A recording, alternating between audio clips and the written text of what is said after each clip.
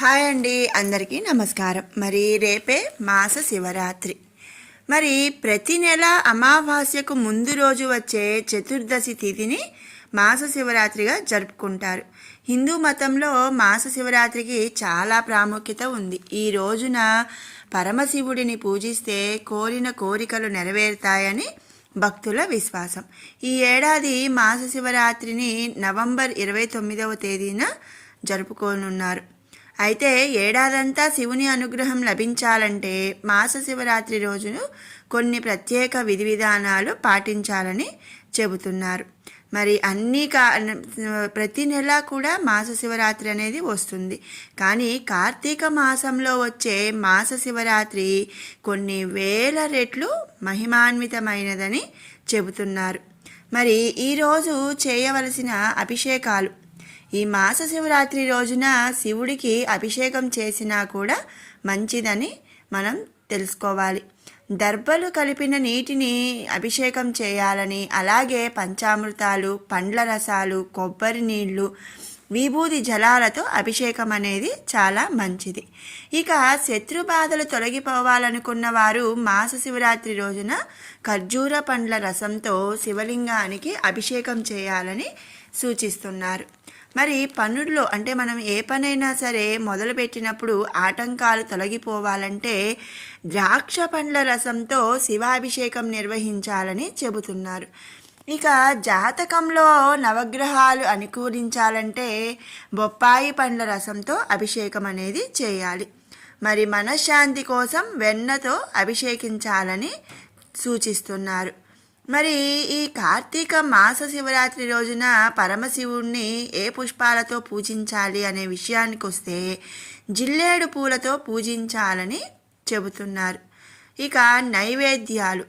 కార్తీక మాస శివరాత్రి అంటే మాస శివరాత్రి రోజున ఆ పరమేశ్వరుడికి కొబ్బరి ముక్కలు, అరటి పండ్లు, ఎండు ద్రాక్ష, ఎండు ఖర్జూరం నైవేద్యంగా పెట్టాలని వివరిస్తున్నారు. అలాగే శివుడికి పంచ సౌగంధికాలను తాంబూలంగా సమర్పించాలని చెబుతున్నారు. పంచ సౌగంధికాలు అంటే తమలపాకులో ఒక్క ఉంచి జాజికాయ, జాపత్రి, యాలకులు, దాల్చిన చెక్క, లవంగాలు ఉంచి తాంబూలం అనేది సమర్పించాలి. ఆ తర్వాత దానిని మనం స్వీకరించాలి. అలాగే దవన పుష్ప మాలను కూడా వేయాలని చెబుతున్నారు. మరి ఈ కార్తీక మాస శివరాత్రి రోజున చదవవలసిన మంత్రాలు. ఆర్థికంగా పురోగతి లభించాలంటే కార్తీక మాస శివరాత్రి రోజున ఖచ్చితంగా 2 మంత్రాలను అయితే చదవాలి. అవి ఏంటి అంటే మొదటి మంత్రం శ్రీ శివాయ మహాదేవాయ ఐశ్వర్యేశ్వరాయ నమః. ఇక రెండో మంత్రం శ్రీం శివాయ నమః.